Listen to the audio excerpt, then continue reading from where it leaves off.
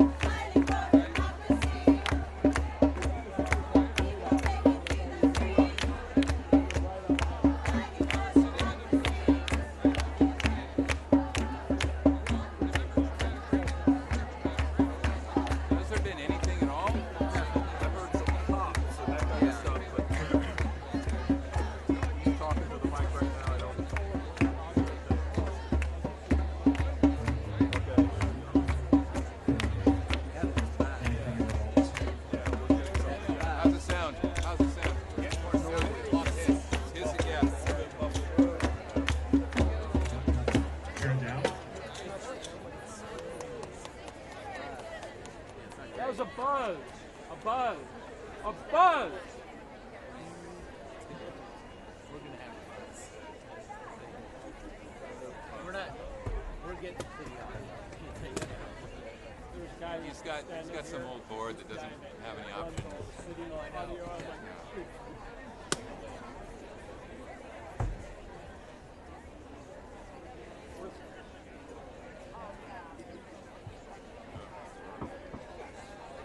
Hey Ted. I'm right here, and I'm streaming right now. There's no audio to any of us, so there's a problem right now. Yeah. So they're trying to fix it.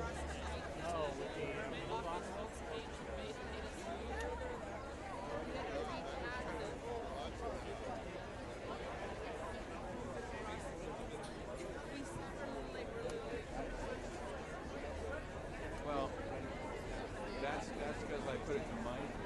A lot of noise in that.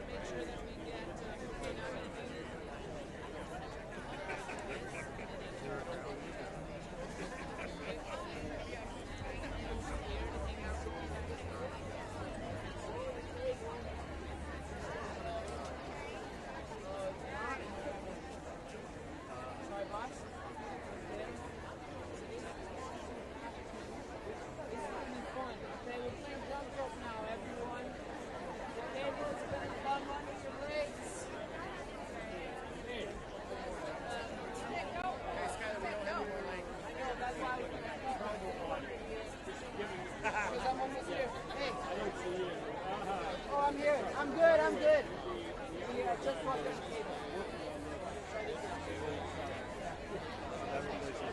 Yep, I would take out the one. That's good. I'll give you a flag. Leave it here for now.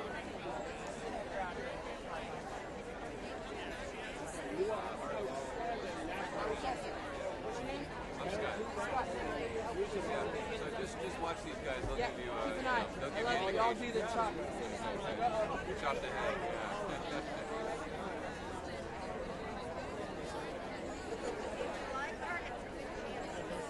So we just I'm gonna be right. I'm gonna be standing right where you are.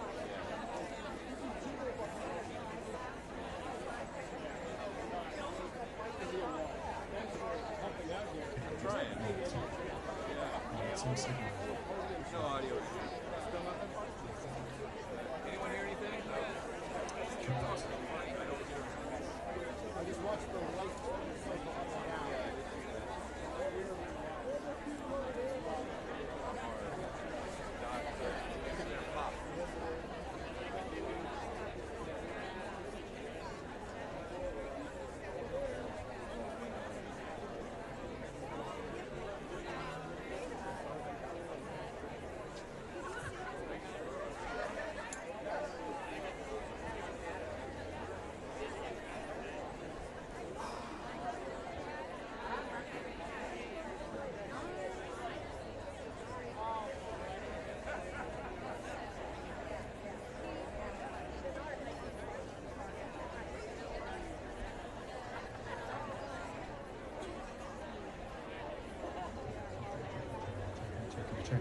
Check. Anything there? Press thumbs up. I'd love to see it. Fantastic. Thank you.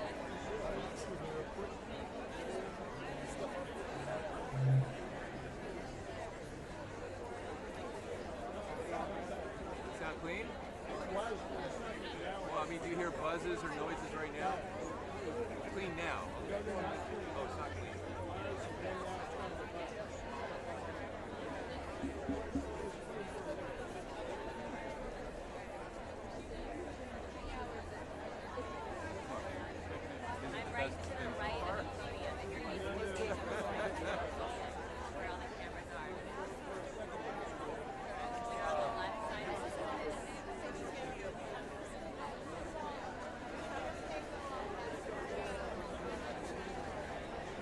There?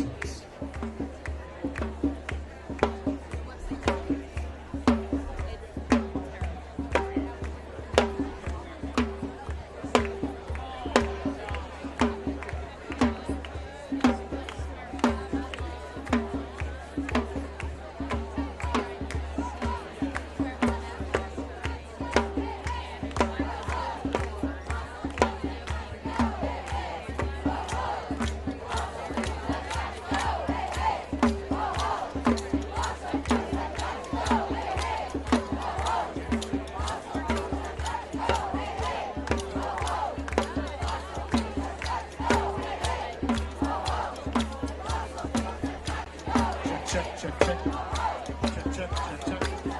Checking the flow. Checking the flow.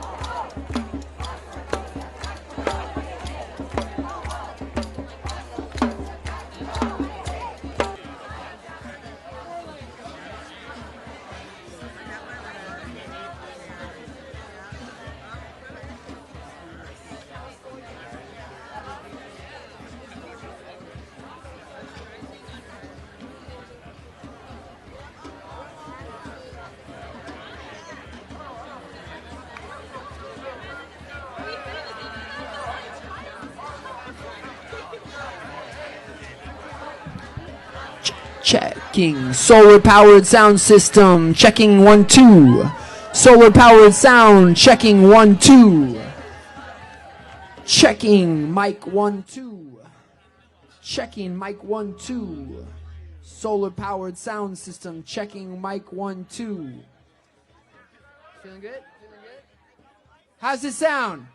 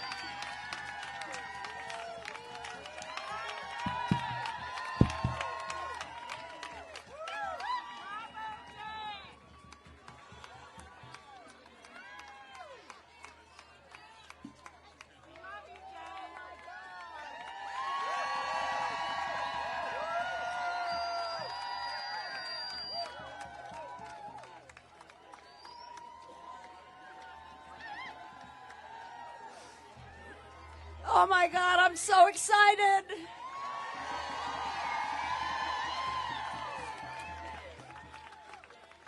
Thank you all so much for being here. Oh my God. I knew it was meant to be that we were bringing Fire Drill Fridays to California. Oh my God. I want to thank you all for being here. I want to thank the homeboys and homegirls who are here.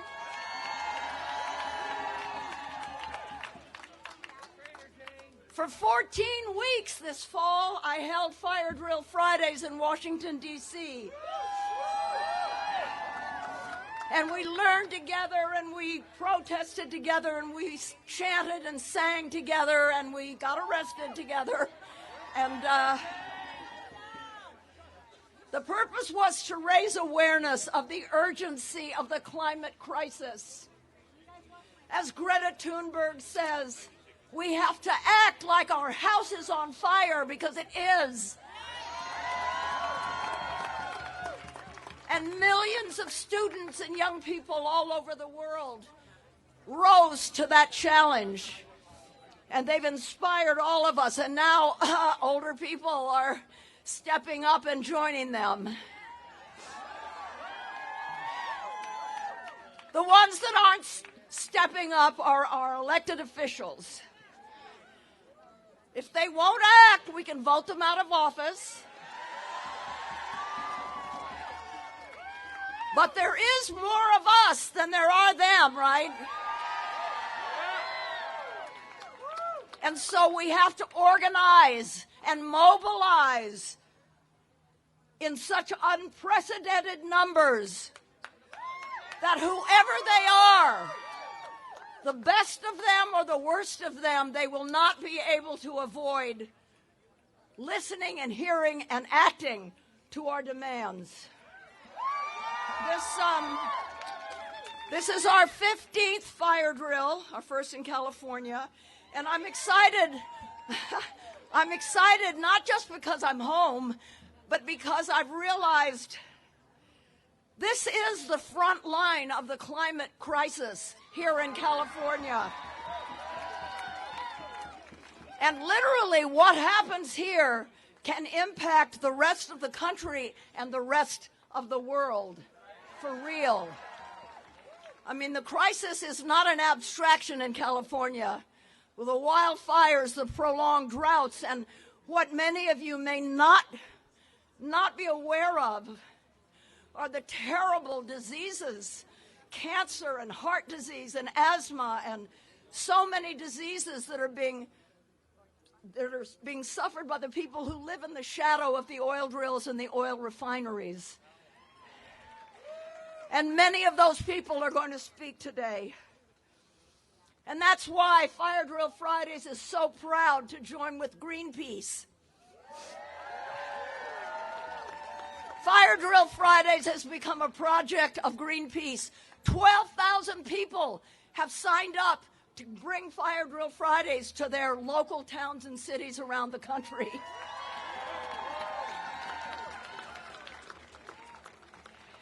And I am so proud and so moved to be working with the Last Chance Alliance that represents the people on the front lines, people who have been for decades suffering the effects of fossil fuel and fighting against it. And they are part of this coalition. Oh my God, I keep looking around and seeing faces of people I love so much. Oh my God. See, here's the thing. Now listen up. The scientists, the climate scientists are unanimous. 11,000 of them recently said that the climate crisis is drastic. These are scientists. They're usually kind of under the radar and neutral. They're telling us that we have to reduce our fossil fuel emissions by half in 10 years. And then gradually phase out of already existing fossil fuel infrastructures to zero by mid-century. But in the next 10 years, we have to cut it in half. We have a rapidly shrinking budget of carbon that we can still burn. And beyond that, in 10 years, we may lose ecosystems that provide us oxygen, that provide us food, water, ecosystems that are already starting to unravel.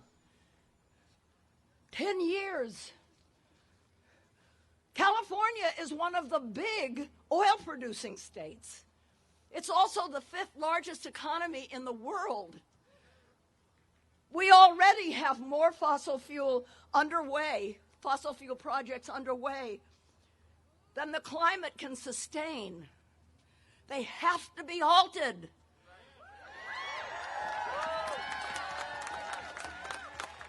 Thousands of permits are sitting on the governor's desk awaiting approval this year.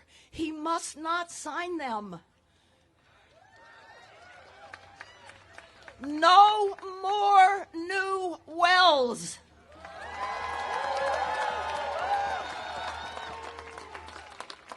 And he must halt all new wells within 2,500 feet of homes and schools and hospitals, playgrounds.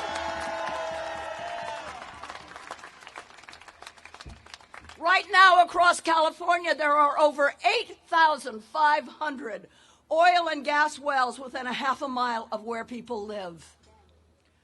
Almost 5.5 million Californians live within a mile of a polluting oil or gas well, and for them, cancer and other health problems are rampant. California's children are more important than fossil fuel profits.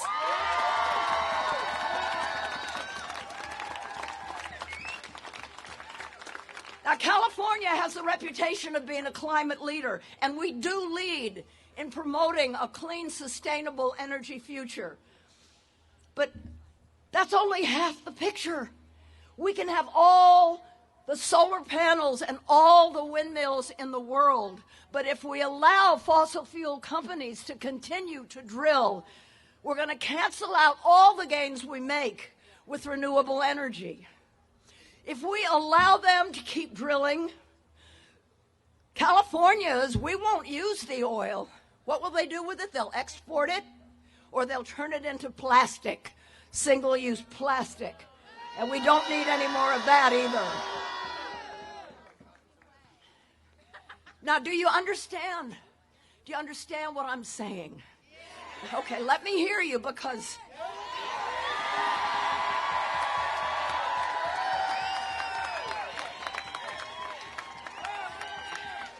this is a really critical concept that not everybody has understood, including me, until about 6 months ago.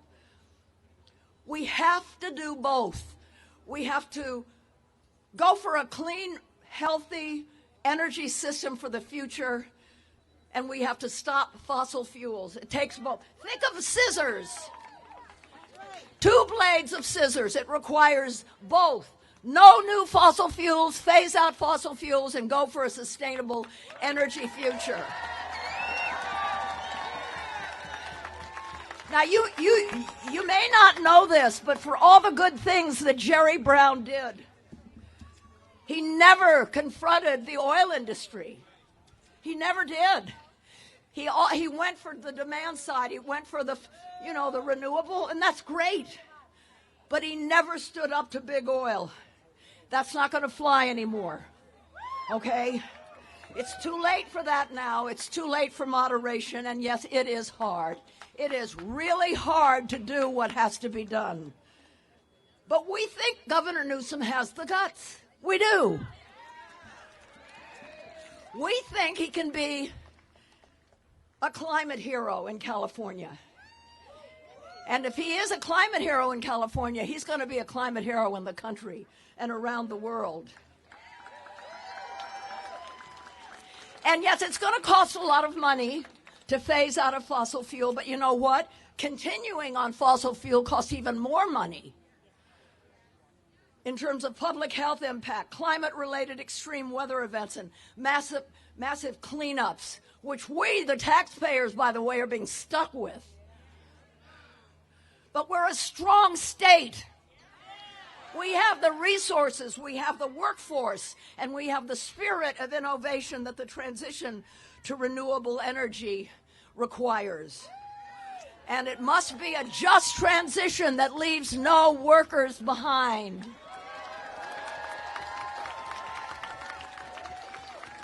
Now, there are many other cities and many other countries that are actually in the process of a just transition.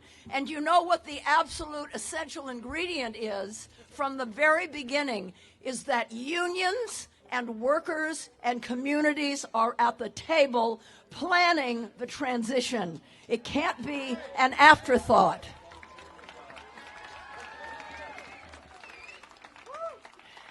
Okay, I have an exciting announcement to make. Wednesday, I spoke on the phone with Mayor Garcetti about the climate emergency, and he told me about all the good work he's doing to promote renewable energy and zero carbon transportation and buildings and more, and that's fabulous. That's really great. But I told him what I just said. It's only half the picture.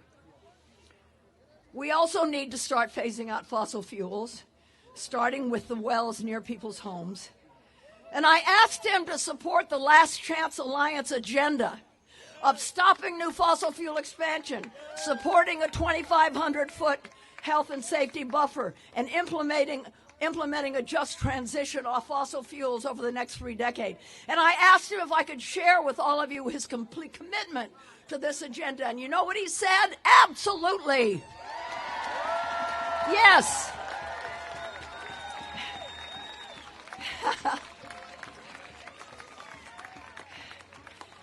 And that is great. It's great that Mayor Newsom has said this. Of course, we need somebody else.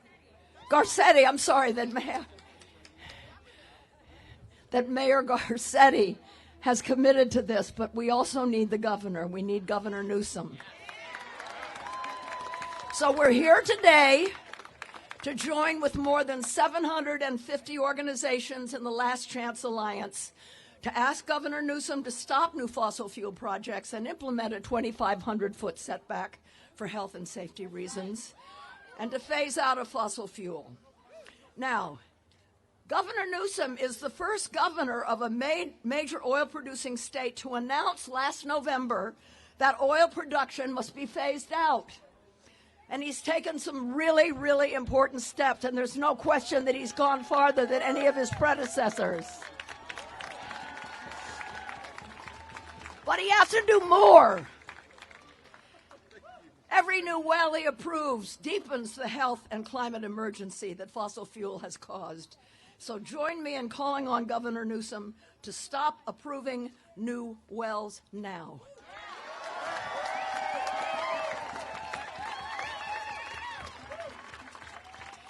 And now I want to introduce Gloria Arellanes, a member of the Gabrielino Tongva tribe.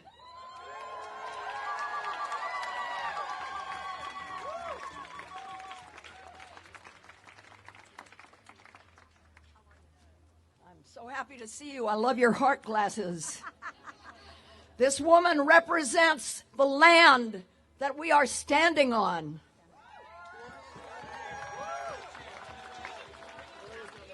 Gloria is in a wheelchair below. She has for many, many decades been a protector of sacred sites, cultural traditions and medicines and native plants and foods. Please welcome Gloria Arellanes. Thank you. Oh, thank you, Luna. I see a lot of my friends here. I wish I saw more of them. There should be more people from the community here. And I thank you all for coming out here. This is very special to see you. And we have to get serious about climate change. Stop playing these games that, what the politicians tell us, well, they just can't change things. Yes, they can. We demand it. We demand it. Okay? So... One second, they're working. Okay. We can't go louder because of feedback from this speaker. So everyone be quiet.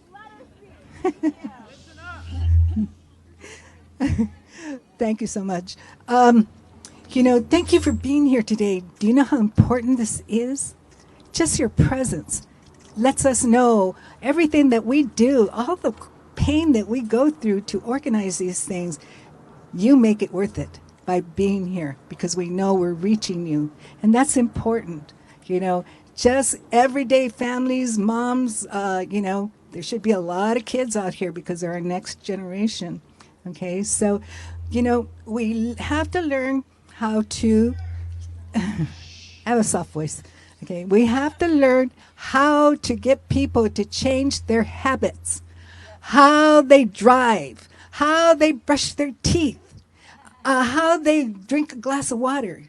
Okay, water is life and it's precious. There are people who live on reservations. They have to have their water bussed in. Big containers come in, and that's how they wash their clothes. Remember that the next time you run water to brush your teeth and you just let it run, shut it off and turn it on. Put a cup and use it to rinse your mouth. Okay, there's a lot of things you can do. I keep seeing a lot of the DIY ideas, and we need to learn how to grow our own food, and we have to teach our neighbors how to grow their food, and there's a whole chain of things that have to take place, and we have to be responsible for our lives, our children's lives, our grandchildren's lives, and their children for many generations. Okay, and that takes work. It's not easy. I have a native garden. I have my own garden for food. And people come over and help me. Tomorrow I have a house load of people, cleaning up. I have fruit trees. I let them take whatever you want. Okay, we have to share those things because they just drop and they rot. So what good is that fruit doing? So we have to learn how to share with people. Call them and say, I need help. If you're an elder or you got some issues with your legs or something, call people. You'd be amazed how many young people want to help. So we need to do that. So I'm asking all of you to, the next time you see tomatoes in a market, say, I can grow those better. Okay? They taste better. There's no toxins in them. There's no poisons in them. We're getting pure food now. And then I always share my food because I'm just one person in my house. My cats don't eat vegetables. So just, you can tell people, you can put it on Facebook, free fruit, free vegetables. And they'll come, and we have big cook-offs sometimes, we get together and we all cook food instead of buying it from the market. We grow our own and we prepare it. And, some of that's the best food because it was their parents and their parents' recipe. And we're not getting that in the markets. Okay, we're getting toxified, sprayed with wax, sprayed with toxins, expensive. And when you can grow it yourself, it's such a piece of, like you're at peace to know that you grew that and you're sharing it. And so people, will come and share different things. So it's really, it's returning to the old ways because that's how we did food. We grew it for the village. And we've got to go back to those old ways, okay? So, and if you don't know how to grow foods, there's all kinds of sites that you can go to find out and ask information, and you will learn. And I see a lot of elders that are here. That's how it was. Their food didn't come from the markets. They grew it at home. So we're asking you to return to those ways, and you'll be healthier. They'll be cleaner. It's just much better, and the taste is incredible. So I promise you, if you learn to grow your food, you'll be in hog heaven. Thank you. Okay, I just want to talk about land acknowledgement. I am a Tongva elder. My family has been in this area for generations and generations and generations. And we've always been in the San Gabriel area. And, we have people that say, no, you're not Indian. Yes, we are. You can't take that away from us because our aunties, our uncles, our grandmas, our grandpas told us the stories. And so those are the things we have to bring back and be proud of who you are, okay? Because it's so important. You know, whether you're Indian or not, you have family histories.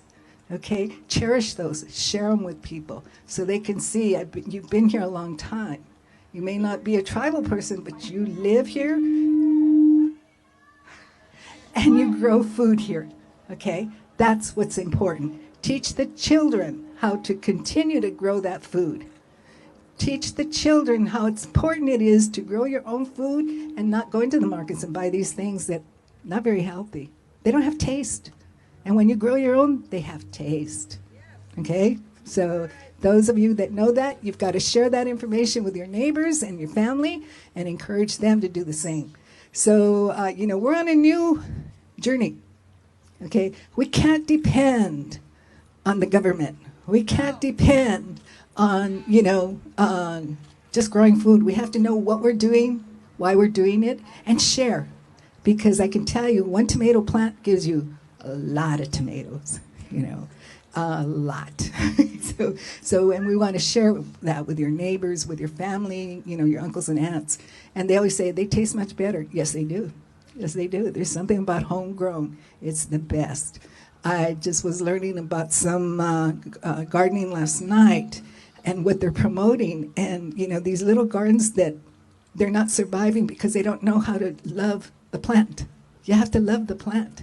You have to talk to the plant. You have to nourish it, and it will nourish you.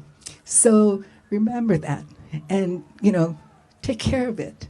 And you'll see how wonderful that taste is. It's not something you'll get in the market because they pick them green.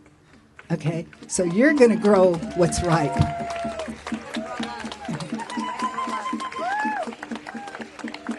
Okay. I want to do a small prayer. As a person of the land, I want to just do a prayer because we have to, I feel it's important to be mindful of prayer, okay? And we pray for everything. Right now, everything is kind of surviving. Honor you, Gloria. Honor you. Thank you, Carrie. I love you, Carrie. She always does this to me. She embarrasses me. But I want to do a small prayer. Creator, grandfather, grandmother, spirits of the four directions, of the east, of the south, the north, and the, I'm leaving one out. There's four directions. The west, thank you. We are the west, okay? When we go to the ocean and look out, there's no more land, okay? So we are the west that are here. Okay, and as a Tongva woman, that's what I share with people, and to honor that information and that knowledge. So we're teaching our young people. It's so important to teach our young people, always. Okay, and we want you to be part of our prayers and trying to survive and keep the land pristine. Okay, they do a lot of stuff. You know, oil extraction causes messes. The oil is messy. If you've ever gone around the oil rigs, it's on top of the ground. And we can't use that dirt. That's toxic. So we're asking people, you know, to remember that and take care of the land. You know, give it water if it needs water, okay? We say, you know, all our plant people, all our old people, all our neighborhood people, we have to learn how to treat the water and be proud that we have water instead of digging it up and putting something to block it, putting rocks. No, let it flow like it's supposed to flow, okay? And, yes, and, you know, when you're very spiritual, it will talk to you. The land will talk to you. The animals will talk to you. So I pray for all the animals. You know, some of them are suffering, okay, with all this oil fracking that's going on. The animals are suffering. They're losing their ancestral lands, okay? And so they try to survive in what they're given, which isn't very healthy. So a lot of our species are dying. So we need to be aware of that and take care of that. Make yourself responsible for that, okay? I love you for doing that, so thank you so much.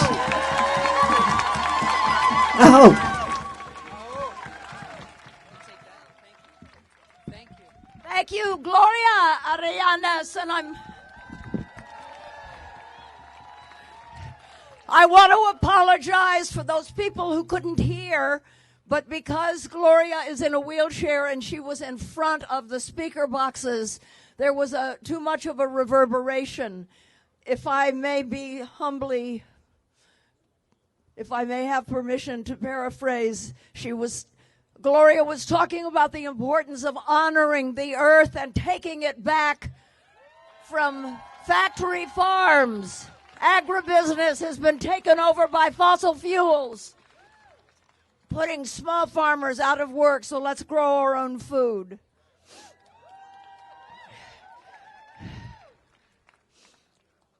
There are a lot of celebrities here, and I want to ask them all to come up on stage right now.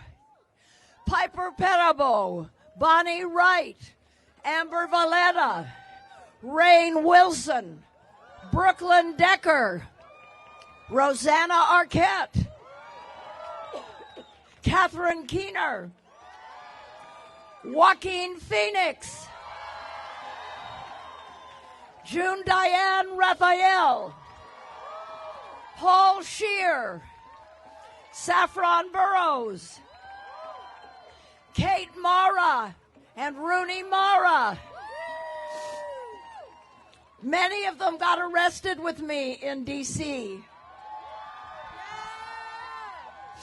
Everybody come up here. I want everybody to see them. This is so important when celebrities are willing to use their platform to call attention to the climate crisis.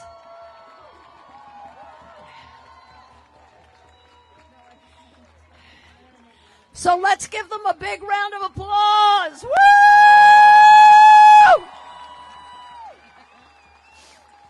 Take your pictures, quick, because I'm going to wave a wand and they're going to disappear. Okay. I'm so grateful to all of you, my friends, for being here. Thank you so much. Thank you.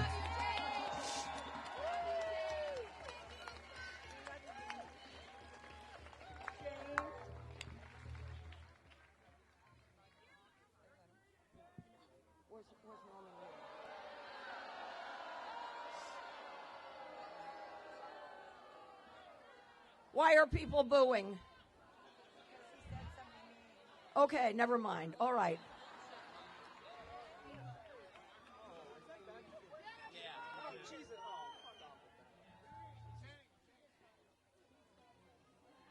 Okay, now. Listen up. Listen up. I'm going to introduce a friend who was a Second World War veteran, an actor, a writer, a producer, a director, a creator, a game changer, a disruptor. He's created television that's defined and revolutionized American television, All in the Family, The Jeffersons, Sanford and Son, Maude, One Day at a Time, Norman Lear.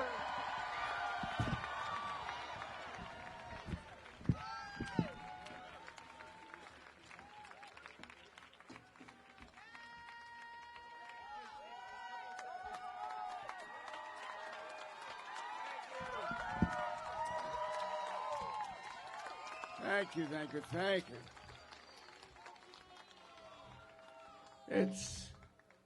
It's wonderful to look out at all your faces. It's wonderful to have all of the people who came here for Jane and for the climate and for the planet. I can't believe I'm standing here.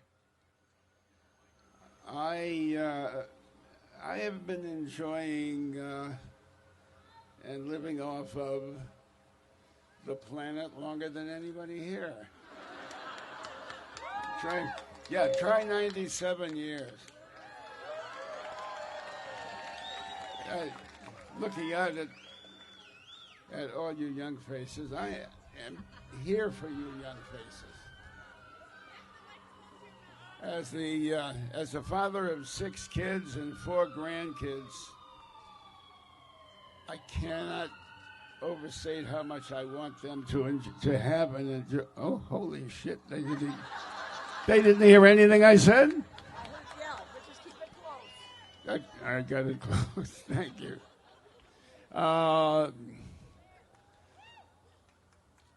Anyway, I want a planet, and I want a safe climate for the 6 kids that brighten my life and the 4 grandchildren behind them.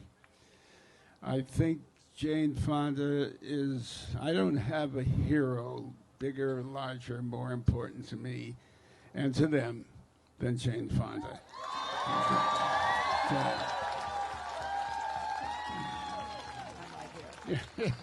Oh, this has nothing to do with climate, but 104 years ago, I bought a house from a great actor named Paul Heinrich.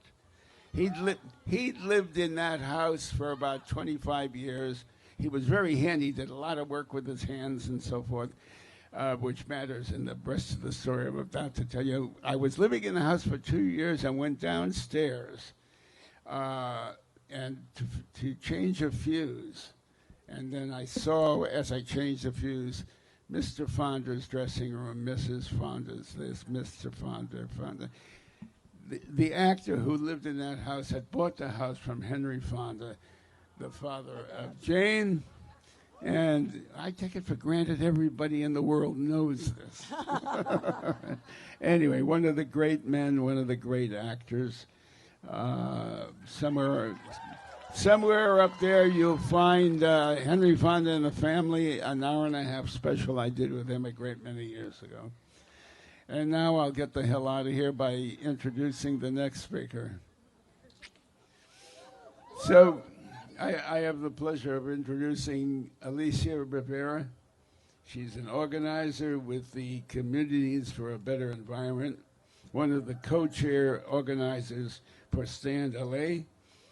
She organizes in the harbor community of Wilmington, which is home to hundreds of active oil wells, and is one of the most heavily polluted communities in the state. Another heroine, Alicia Rivera.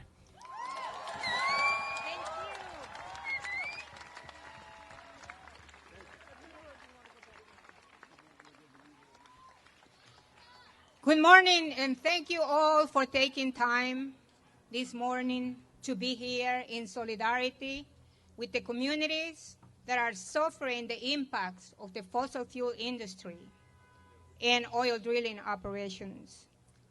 My name is Alicia Rivera. I'm a community organizer with CBE, Communities for a Better Environment. CBE has been fighting fossil fuels for years.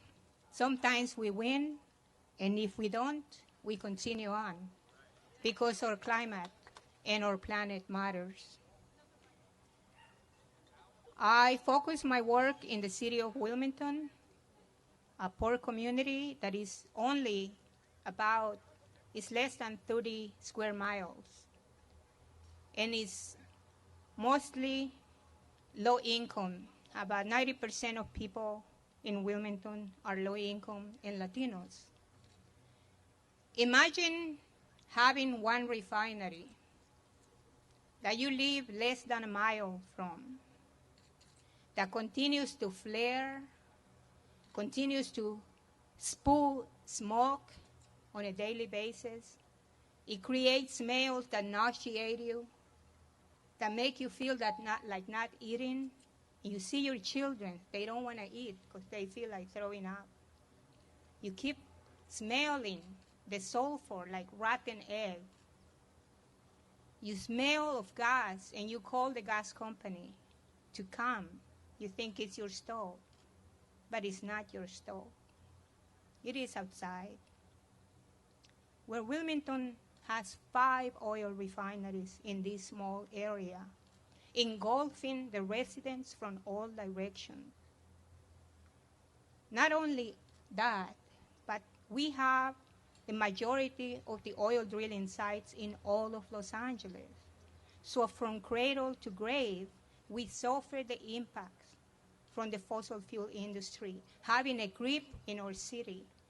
They donate to the churches, they donate to the YMCA, they donate to all the local groups, so that everyone is somehow depending from them and keep people quiet.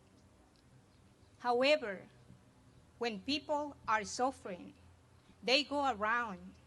Even the churches, even the schools are receiving funding. And sometimes they won't even allow me to pass flyers. The principals tell me, if I let you pass the flyers, I will jeopardize my funding to send the kids to the museum. They pay for the field trips. They have a grip on everyone. This is what the fossil fuel industry does. They also have a grip on our politicians, on our elected officials. And so we are here today, and I am so honored to be with Jane. And Jane, I want to tell you that I'm from El Salvador. And during the Vietnam War, I was very young, but I remember seeing you. And so I have always had you in my heart. And when celebrities speak, people listen. I know I do. And so all the other celebrities that have decided to do something, not just read and listen and hear, but to do something, that is what is required to make the decision. I will go to that rally today. I will carry that sign today. I will put out a statement calling on our city leaders to do something to protect the people suffering. So when people who have influence decide to lend their influence for the benefit of the most vulnerable, that is great, and we need everyone to do that, and we need that at all levels, especially in the White House.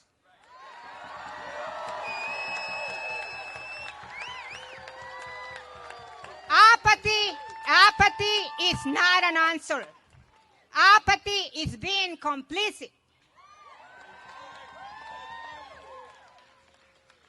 My job in Wilmington is to go visiting people and try to get them involved, to fight for the rights, and we are doing it.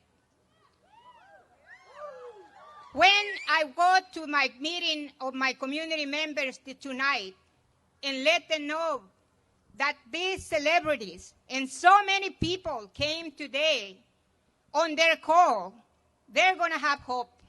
They're going to feel somebody's listening and we matter. And thank you.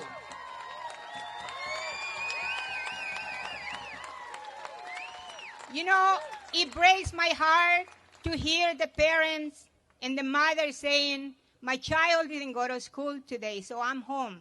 That's why I opened the door to you today. He can't breathe. He's gotten so behind at school. And for that mother, it's the choice of staying home or paying somebody to take care of the sick child. And remember, that mother must clean homes in order to make a living. If she doesn't bring that revenue, she will not be able to pay the rent. So that's what is up for these people. It's real. They have to rush their kids to emergency in the middle of the night. They don't have transportation. They need to get up early in the morning. This is what is happening. I know of a mother of 3 who has to cut down on her medication that she has to take for cancer 3 times a day. She takes only 1 pill because it costs $100 for a pump of 30 pills. And then when she's a little able to stand up and she doesn't feel so dizzy, she goes back to work so that she can make money for her medication. This is what it is in the communities. This is what is happening. People are suffering and they are dying. And our elected officials here need to do something because whatever they're doing so far is too slow and not enough.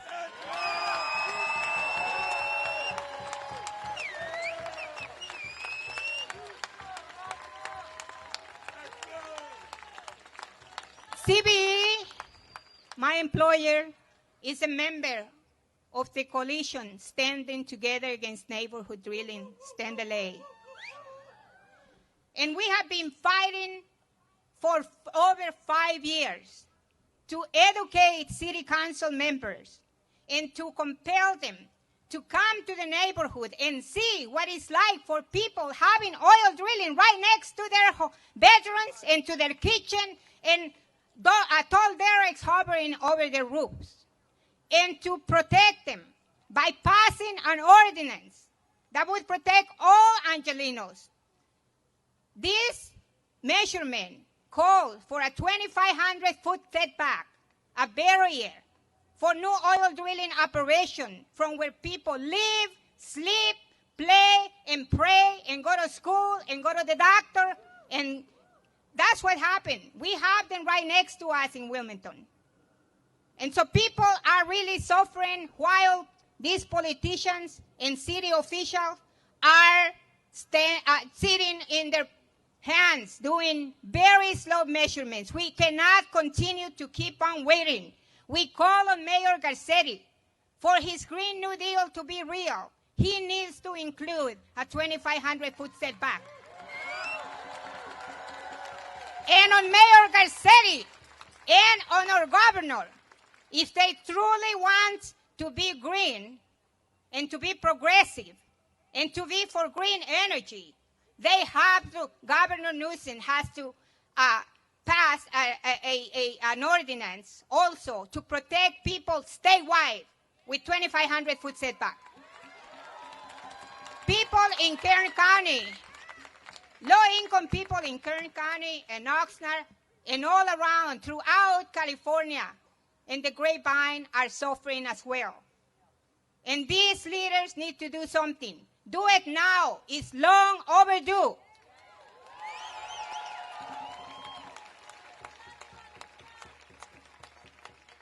We want to thank the Last Chance Coalition. We also been with them in their actions, calling on the governor, on the former governor, and on the new governor, and we are pushing, and we need everybody's help, and everyone here today. Get in touch with the organizations that are on the ground doing the work. If you are unable to participate, you can donate as well so that we can do the job for you.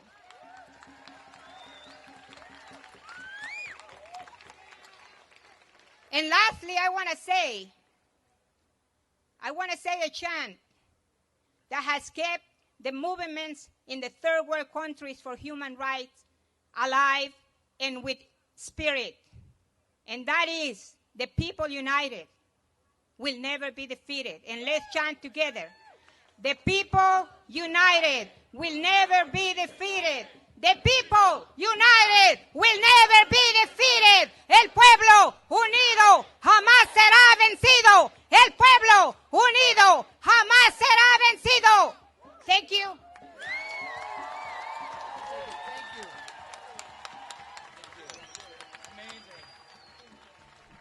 Alicia Rivera, ladies and gentlemen, give it up. Alicia Rivera.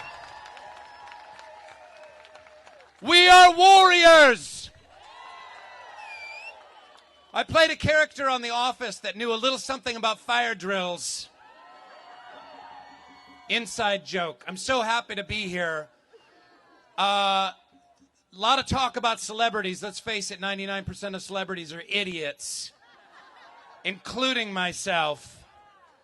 But we're here to honor the people on the ground, the people doing the grassroots work, the people working hard, the activists, the change makers at the grassroots. I'd like to introduce someone. Cesar Aguirre. Cesar, come up. He's a community organizer in Kern County with Central California Environmental Justice Network. That title's too long. You need a punchier title. Central Cal CCEJN. Let's talk. They work with environmental justice communities to help bring attention and action to chronic health issues. Their focus in Kern County involves work around oil and gas facilities, pesticides, and air quality from a grassroots environmental justice perspective. Give it up for Cesar Aguirre.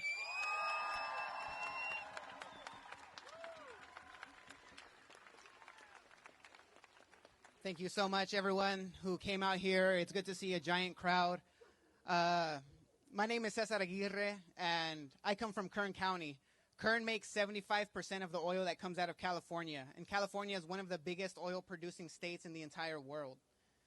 In Kern County, we're born into the crisis. What we are all feeling today at a global scale, environmental justice communities have been experiencing in Kern since its inception. We have been targets of the contamination. We have been targets of the pollution. And I call us targets because they don't respect us enough as people. Or else, why would they put our refineries next to our homes? Why would they put their oil wells next to our schools and the pesticides next to our clinics?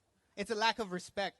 You don't see it in more affluent neighborhoods. You see it in our neighborhoods, in the environmental justice neighborhoods, in the neighborhoods of color. And that's why we're here. I'm so deeply grateful for the celebrities that have given us the platform and understand that they are raising up the voice of those who are doing the fighting on the ground.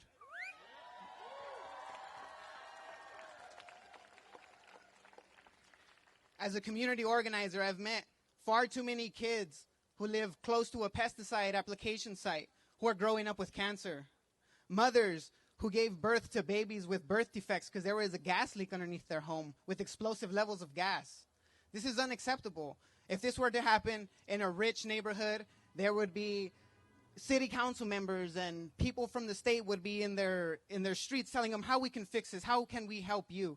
But when it comes to our communities, we've been fighting, we've been begging, we've been losing loved ones for generations. And where is our help? Where is our movement? Well, it's here today, and it's in this square.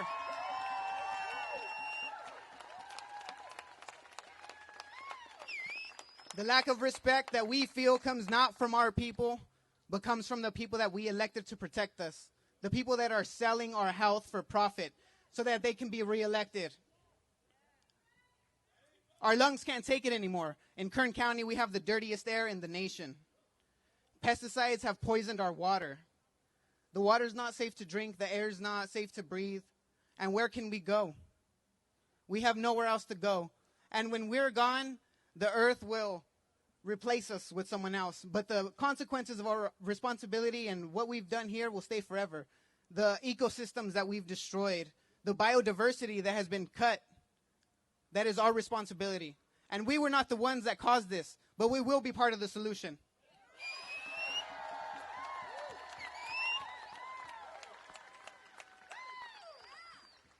I look forward to rainy days in Kern County because it's my chance to be able to see the mountains. For a few hours on the days after it rains, I can see the mountains clearly. I can see the shadows. A few days pass by and those mountains turn to black curtains.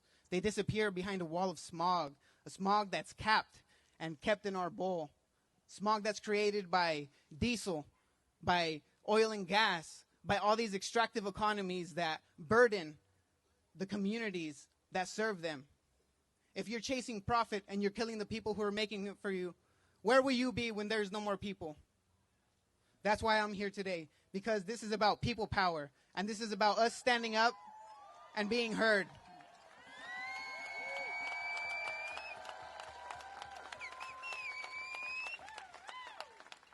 We are at the 11th hour, and our actions today mean more than they ever have before. So thank you for joining us, and thank you for everyone who has given us a platform. In Kern County, we are frogs born in boiling water. We don't understand that we live so closely to carcinogenic, toxic chemicals. We don't understand that our water is not safe to drink. But we do it day in and day out because that's what's been in our communities for generations. And it's the norm to us. If you were to visit the neighborhoods I work in, if you were to visit my neighborhood, you would ask, why do you live so close to railroads? Why do you live so close to pesticides? Why does the house shake when the oil well next door turn on? And the answer is simple, because they do not respect us. We are targets to them. And that's why we're here to fight back and make sure that our voice is heard and that we understand that this is generational. For the people that have lived a long life, we're fighting for the things that have been taken away from you, the things that your children will not be able to enjoy. And for those youth, the young leaders that inspire me and everyone around the world, you're fighting for things that you do not want to lose and things that will never be taken away from you as long as you keep this energy. So thank you so much.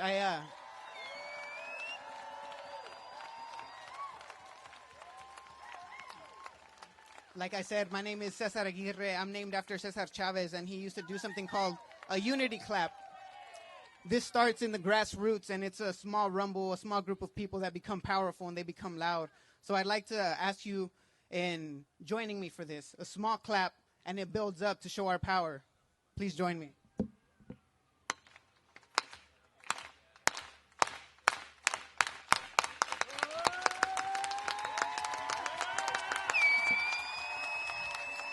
Thank you so much.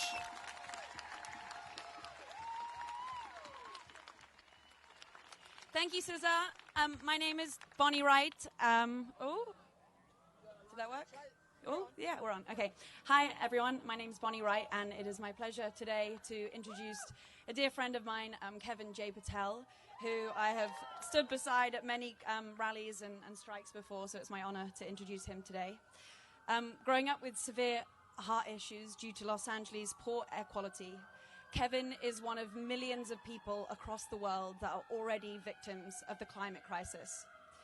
He is the founder and executive director of One Up Action, an organization that has tasked itself with implementing direct actions within marginalized communities. With the help of a friend, he has created the first ever Youth Climate Commission right here in LA County to amplify youth voices on the climate crisis. Please welcome Kevin J. Patel.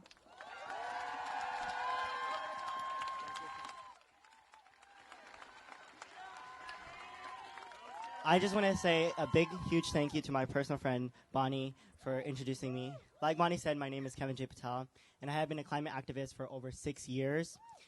It has been a long 6 years, I'll tell you that. Today I am standing here as a member of my community, and we know all too well that the climate crisis is the single greatest issue of our time. We have only a decade left for politicians and world leaders to act to ultimately determine the future of our planet, to determine the fate of our generation and generations to come. We are in the fight for the future of not just the planet, but for all of humanity. The climate crisis isn't just about the future, but it is about our lives. It is about the air we breathe. It is the water we all drink, the homes that have been burnt down, the people who have died. It is about those who are diagnosed with cancer and asthma. It is so hard to see so many members of my community being disproportionately affected by the climate crisis.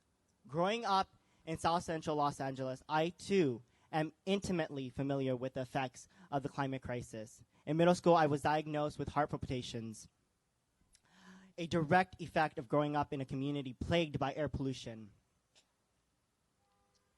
and neglect. I still notice that my community, the place I call home, is still being destroyed by the very thing that caused my issue. The state of California is known to be the most progressive state in America, but yet we are still being affected by wildfires, droughts, heat waves, and having community members where some of my friends, family members have to live near oil refineries, being affected day in, day out. It is not the communities of the rich and affluent Los Angeles that are being affected. It is the low-income communities of color that are. So I want my governor, Gavin Newsom, to hear our voices as we, the youth, are dying. While you may not act on getting rid of fossil fuels, it is what is necessary. Our politicians and world leaders' complacency is not only killing me, but it's killing everyone. Frontline communities and all marginalized communities are here to lead the fight. We are here to take back the lives that were stolen from us.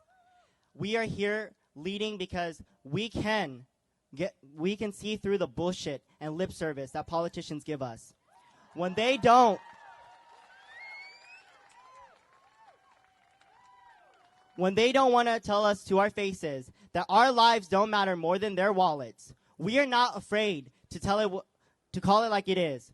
We have nothing to lose. They have stolen our childhoods, our health, our safety, but they will not take our future.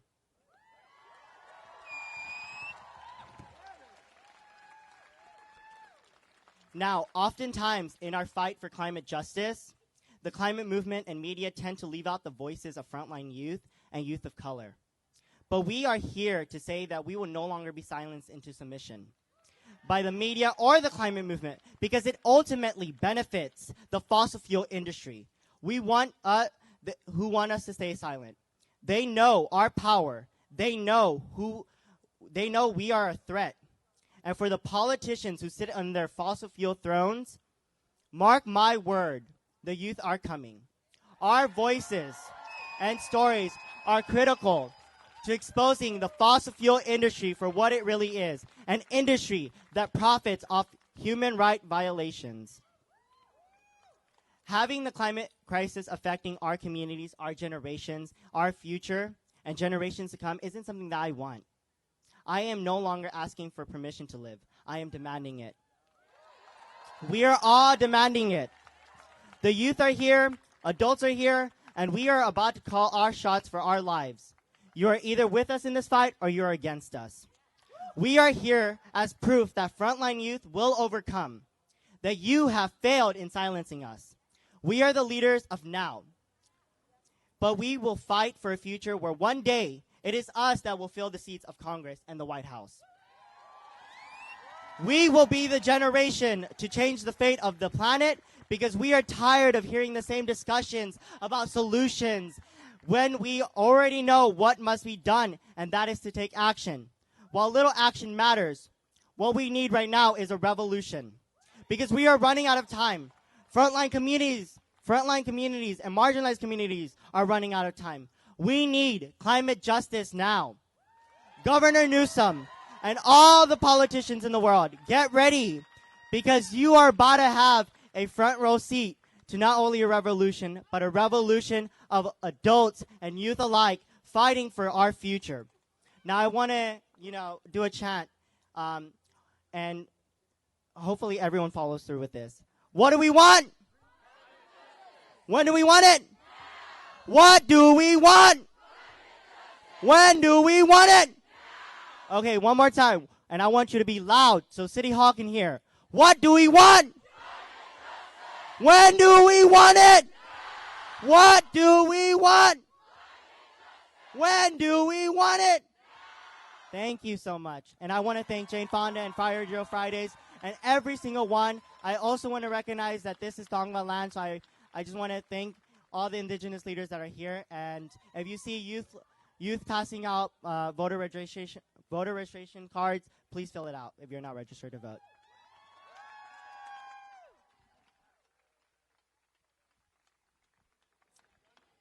Get Lit is an award-winning youth poetry troupe based in LA. They have collaborated with the United Nations, John Legend, the White House, and more. Their poetry and film curriculum engages young people by providing a creative outlet, supportive community, and real-life work experience, transforming students into activists, scholars, and stars. Please welcome Get Lit.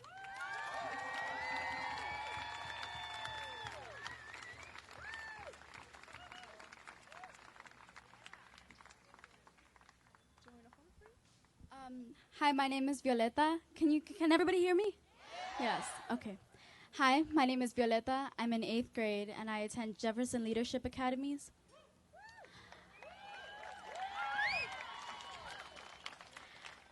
I don't know what the future holds for my generation or this planet.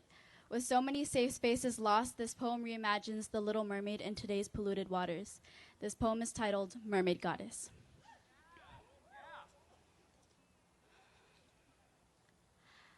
I shimmer like Hawaiian oceans, speak every language of the sea.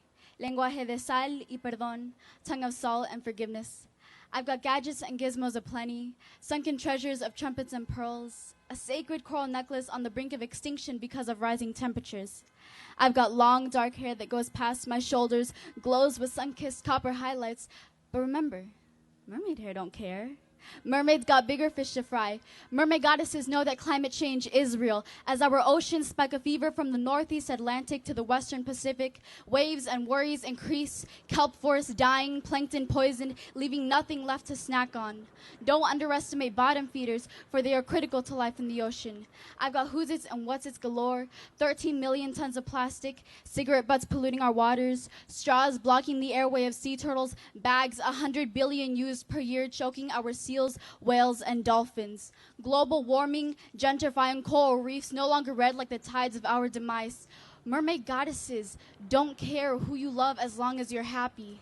Snails or whales, starfish and sawfish, all of them deserve to be loved, all of them endangered species. So much at stake with all that you take. My voice is 13 times stronger than the fake tan man who won't reduce greenhouse gas emissions.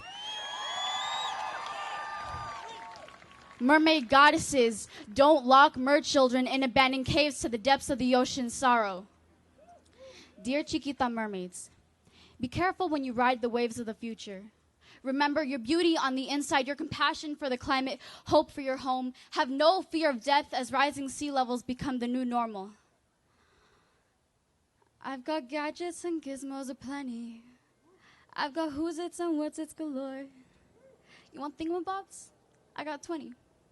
But who cares? No big deal. I want more. Please, don't call me Little Mermaid. Unlike Ariel, I would never give up my voice for a man.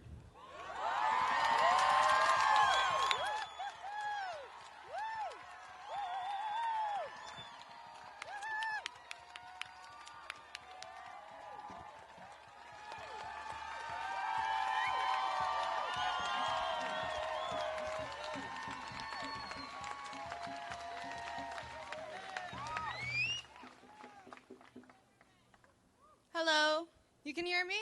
We're good? Cool. I'm Dharma Lemon. I'm with Get Lit. When tackling a subject that literally threatens our existence, it's hard not to get existential. And so we have many coping mechanisms in 2020 for being existential. And a common one is humor. And just because we are humorous doesn't mean it's apathetic. So this poem is a concept that could never happen, all right? And so feel free to laugh because really, don't take it too seriously. In this story, plastic saves the world. Picture this. All of a sudden, the BPA plastic waste starts coming to life. I'm talking Pet Cemetery style. They're rising from the grave, popping up from the earth like some sort of artificial zombies, but like the radioactive waste somehow graced them with the moral compass. I'm talking all 300 million tons of plastic that get dumped each year rise from the ground, slowly cleaning rivers, lakes, whole bodacious bodies of water, and the 90% that are consoles, computer monitors, Legos, and yes, I said Legos, will join together like Tetris and Transformers and Michael Bay's wet dream of some gigantic, gargantuan, technological monster. It's like Godzilla and acrylic had some sick, twisted baby. But it's got a heart of gold, and it's ready to reclaim its innocence. It jumps onto the fault and reaches its hand into the middle of the soil, grabbing the plates and slowing them to a steady stop. The shaking subsides and the 7-day lightning storm starts to brighten up, and then Artificius Technis Plastizilla performs some super cool PVC necromancy. Abracadabras, then reverse Abracadabras, then reverse Thanos snaps all the sea turtles that died from the 182,500,000,000 straws that were dumped from that year alone. Rise up like a strong militia we were waiting for. All in a line. Aquaman is there, second in command. Full salute and gives the go to some grand sight because all of a sudden the sea turtles start firing their straws into the eye of the tornado, leaving the tornado defenseless with nothing to do but to wave its white flag and surrender. But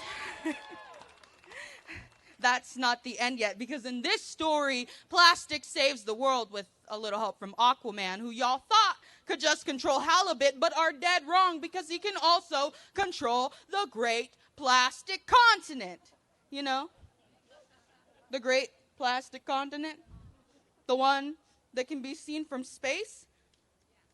That one! Aquaman can control that one! His father was a lighthouse keeper, and his mother a queen, and now he's gonna make this whole entire world clean. Polysulfoid, polyethylene, and polyester start bubbling to the top like some straight up magic. Airborne, right into the mouth of all active 1,500 pissed off volcanoes, sealing a big lid shut. It's as if pollution never existed. And where are all those biodegradable bags you bought? Nowhere to be found. They are bio-freaking-degradable.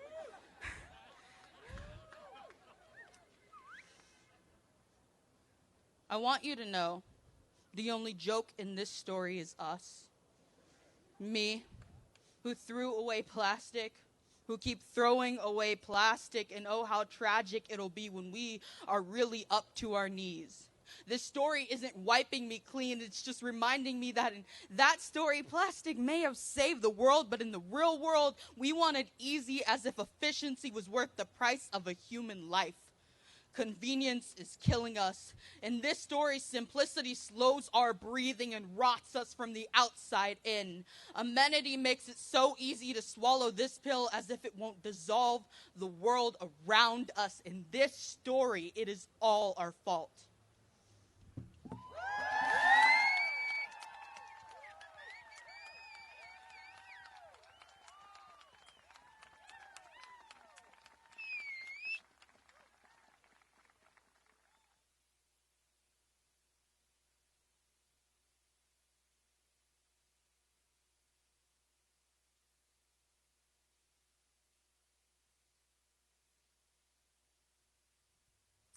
Wow. Wow, wow, wow, wow. Hi, I'm Brooklyn Decker, better known as Jane Fonda's daughter, one of them on Grace and Frankie. It is my honor to introduce Don Martin. He is a South LA resident who lives right next to a drill site. He has seen firsthand the catastrophic impacts that the fossil fuel industry can have on human health. Don lost not only his wife to cancer, but he has a granddaughter who battled cancer as a child. Don and I got to talk for a few minutes earlier in the day, and he said he had a lot to say. He didn't know if everyone here wanted to hear it, but I have a feeling that's not true at all. So it is my honor to introduce to you Mr. Don Martin.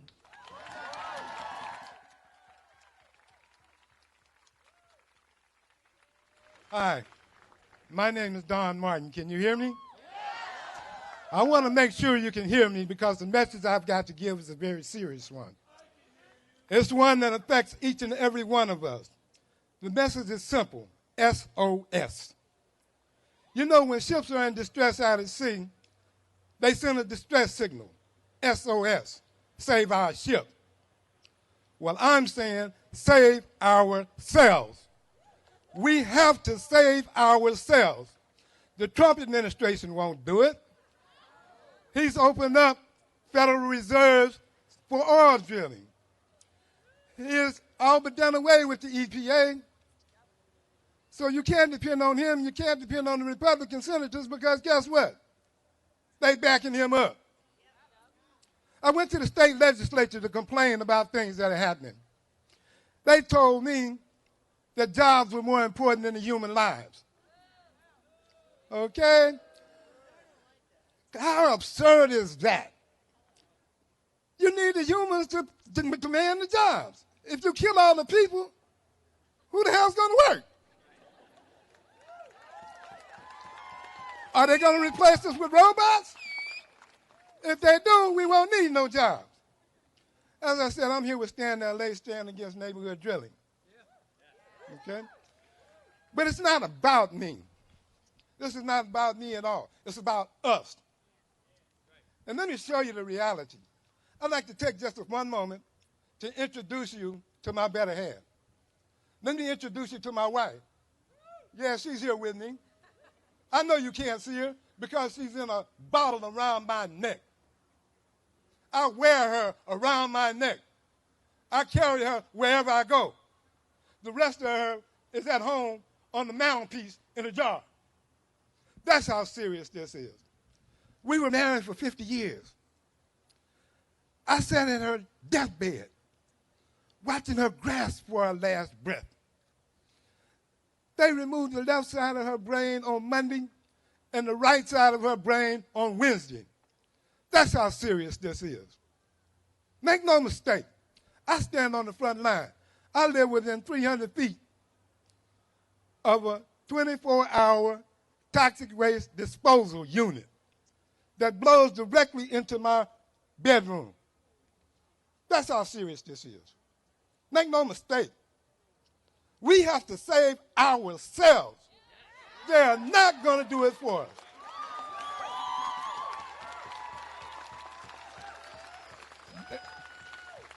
Let me tell you about a sign that I read. And ladies, you need to pay particular attention to this sign. You see, at each one of these drill sites, they're required to post a sign that says the state of California knows that this particular location contains chemicals that cause cancer, birth defects, and other reproductive harm. Well, if they know that, why in the hell do they allow them to drill in our neighborhood? As I said, my wife died of cancer. This stuff is killing our elderly. It's killing our young people. It's killing our children. And it's killing our unborn children. That's genocide.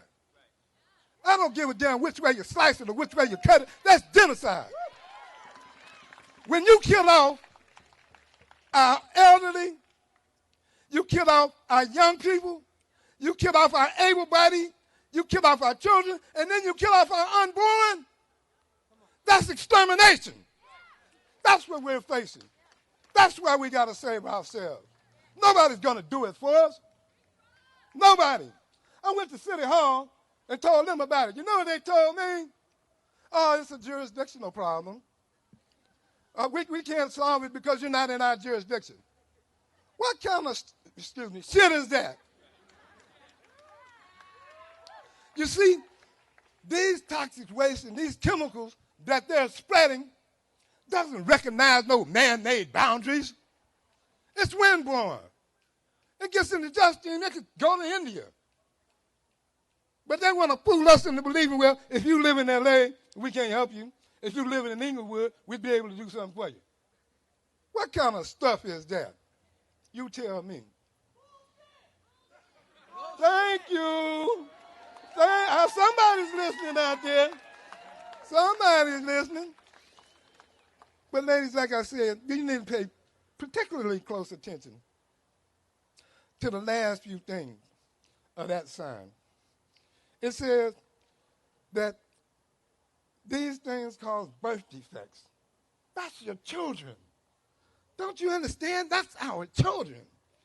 If they're born with birth defects, how in the hell do we expect them to survive? Do we put them in a mental institution or some program that won't take care of them? What kind of life, what kind of productive lives do they live? Those are your children. And if they're born, will they be able to have children? Tell me. We don't know. I have a granddaughter who got Hodgkin's lymphoma. I'm sorry, Hodgkin's lymphoma at the age of 8. Think about it. At the age of 8, they put a portal in her. They removed a knot from her chest, and they put a portal in its place. They put that portal there so that they can inject toxins into her body to counteract the toxins that she got from this disposal unit. Can you imagine that? No, I know you can't. Let me tell you about it. When she first went in, they started to give her chemotherapy. And she couldn't take the toxins that they were putting in her body. So she began to vomit and have diarrhea and couldn't hold herself down. okay? That made her weak and nauseous. Well, her little friends that wanted to play with her, they would come up, Kiara won't come out today. So she became isolated. They started to ostracize her. She don't want to play with us today. But all she wanted to do was to get up and go outside and play. That's what 8-year-olds do. Even more than that, these chemicals started to make her hair fall out. When she get up to brush her hair, it'll come out in lumps. She was as bald as I am now. We bought her wigs to try and compensate for that. But you know what the kids at school would call her?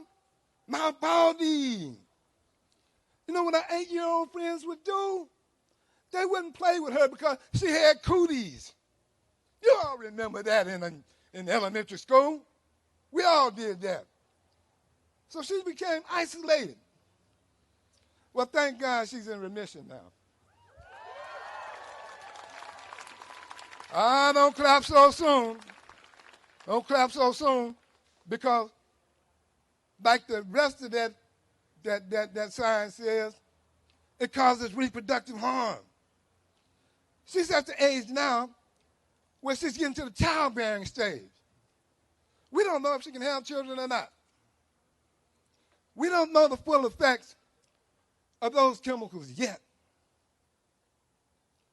So I'm here to tell you, it's not about me. It's about us. We have to stand together in order to save us. That's why I'm here. Thank you. Thank you, man. Thank you.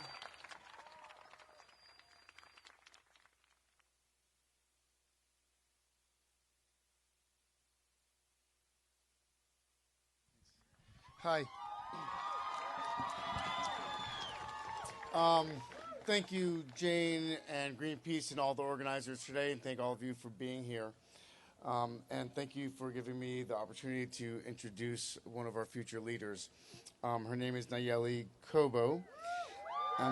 She's a young environmental justice activist who's been using the power of her voice and the trauma of her lived experience to fight a powerful polluter. And she also is going to be our future president, isn't that right? Yeah. Thank you all so much. Please.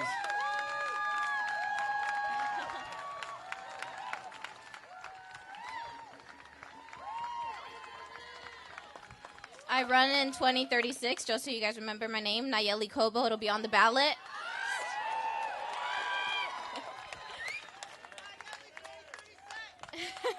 Hi, everyone. My name is Nayeli Kobo. I'm very happy to be here standing in solidarity with all of you. Today, we're making history. Do you guys realize that? The first fire drill Friday in Los Angeles with so many people.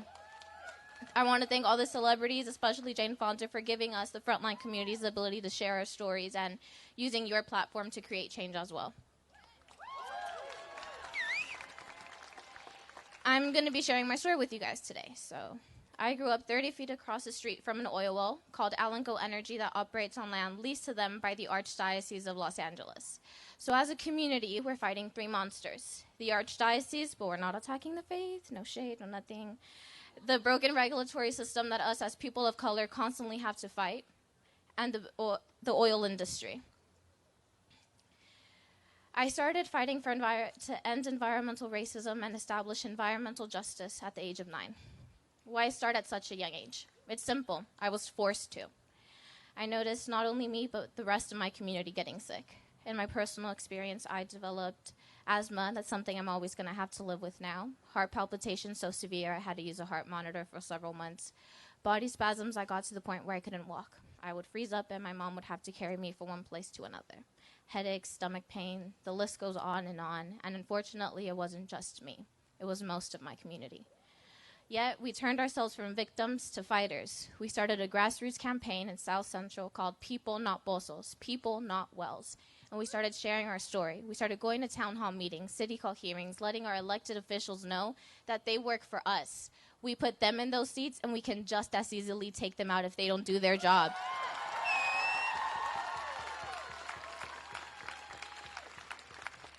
The LA Times wrote a story about my community and our work, which captured the attention of former U.S. Senator Barbara Boxer. She flew out and had a press conference with my community in front of Alango and pleaded them to cease operations. I'm very proud to say that Alango Energy has been temporarily shut down for 6 years, going on 7 this November.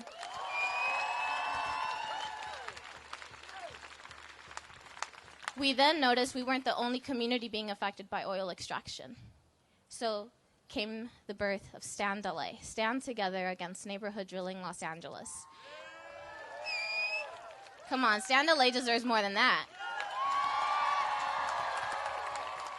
That's what I'm talking about, all right. Stand LA fights tirelessly to pass an ordinance to establish a 2,500-foot health and safety buffer zone between oil extraction and sensitive land for our health, our safety, and our environment. I'm a proud co-founder of the South Central Youth Leadership Coalition, which, with Communities for Better Environment, Wilmington Youth sued the city of Los Angeles for environmental racism and violation of the California Environmental Quality Act, and we won.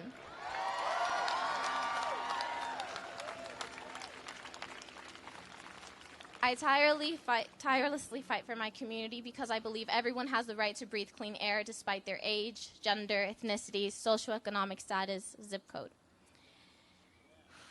Okay. On January 15th of this past year, I found out that I would have to start a new battle for my health. I was diagnosed with cancer, which is targeted in my reproductive system. So when Don talked about having cancer and reproductive harm and not knowing if his granddaughter can have kids, I definitely resonated with that because I can vouch for that. I can't have kids. I have to go through extensive medical treatment. And because the treatment is so expensive, I was forced to create a GoFundMe because our system doesn't care about us. This is why we need Medicare for all that is accessible.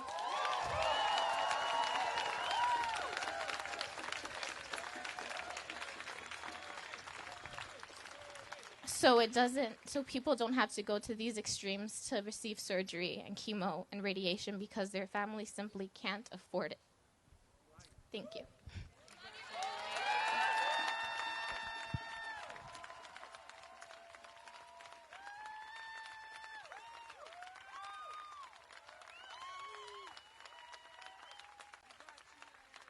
I'd vote for her.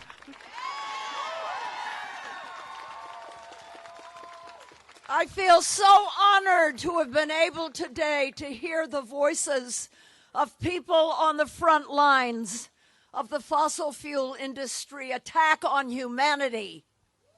We've got to stop it. Everybody turn around and look at the cameras. Look at all those cameras. Look at these cameras. We've got to be sure they're not just showing up today. On the first Friday of March, come to Wilmington with us. All of you cameras and all of you people. We've got to expose what's happening on the ground. Just because they're not rich, not white, they don't benefit from white privilege. This is where the fossil fuel industry puts their poisons, and we've got to stop it.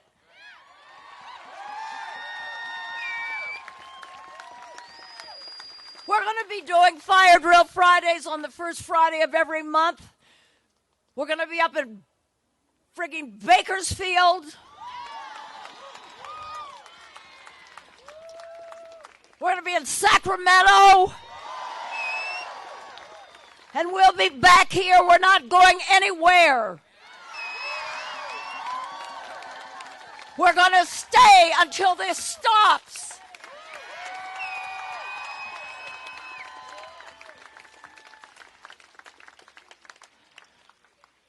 I don't know what's going to happen today. We're going to march. We're going to march to Pershing Square. It's the center of fossil fuel power in California. And I don't know whether anybody's going to get arrested. I don't know about civil disobedience, but let me tell you something. Civil disobedience has to become the new normal.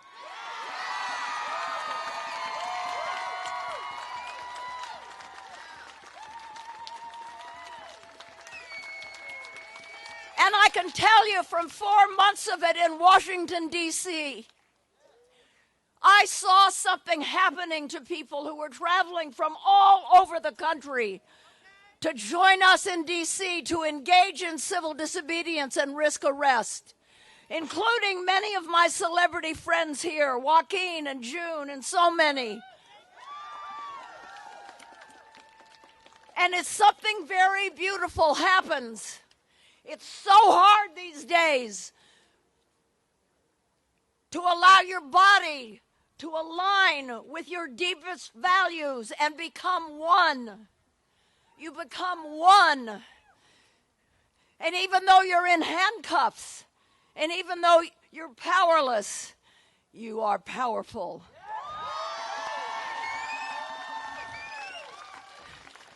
Because we have marched and protested and petitioned and written and lobbied, and they haven't listened.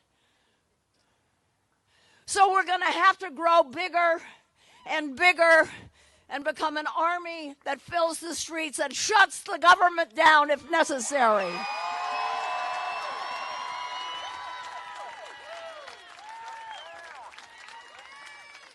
I am so grateful to the people that have come here from the frontline communities and told you their stories, and I'm so grateful to Norman Lear. God bless him. 97 years old. God, I hope I can do that, Norman.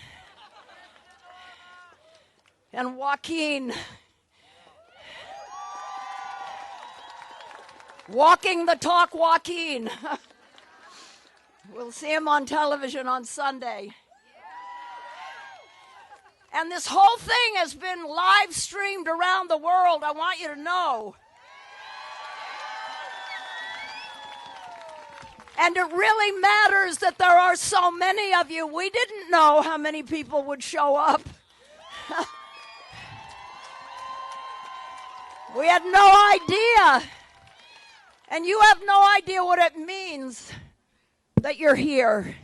And I hope you'll be here with us every first Friday of every month. Thank you very much. Now join us to march to Pershing Square.